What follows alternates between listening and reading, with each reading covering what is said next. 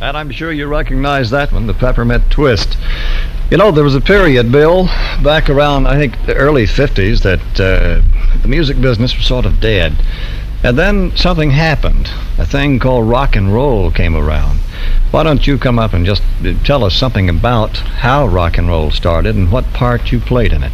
Well, all right, Bob, I'll do that. Be very happy to. Of course, we would need about 3 hours of the times to tell you the complete story of it, but a brief resume of it. The name rock and roll came from a song that Bill Haley and the Comets recorded for Decca Records called Rock-A-Beatin' Boogie.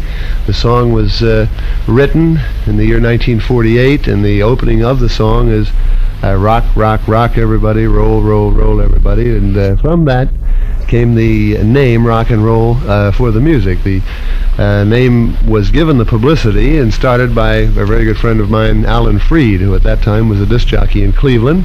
Mm-hmm. We started for 3 years, had been playing our particular style of music that was later to become known as rock and roll. We had many hit records in the early days before it had any title, the Yes. music. We had Crazy Man Crazy, Rock the Joint Tonight, a thing called Icy Heart, Dance with a Dolly, and many hit records. And finally, in the year 1954, we did the soundtrack for the movie Blackboard Jungle. The song Rock Around the Clock became the #1 tune and sold many millions of records, and rock and roll was born.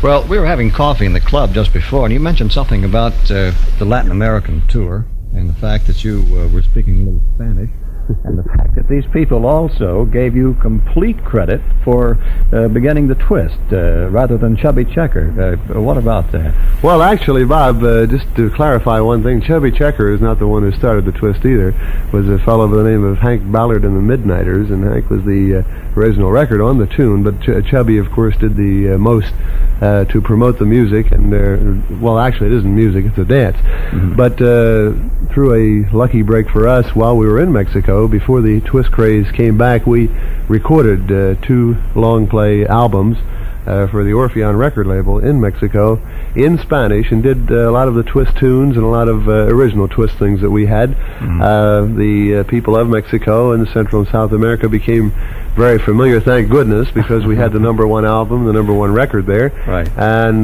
later, when some of the other twist groups went to Latin America, why, they just wouldn't believe it. They, even though actually the other fellows did start it, they gave us the credit for it. Very interesting story. Well, I think you run a second with old Louis Satchmo Armstrong on touring around the world. I guess Louis gets around more than anybody in our music field. No, I think we've caught him now, Bob. I think Louis is getting a little old now.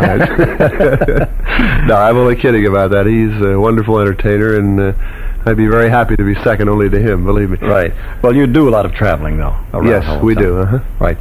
Well, Bill Haley, we do want to talk to you more. However, we'll continue our live music session here on the AFM network this afternoon.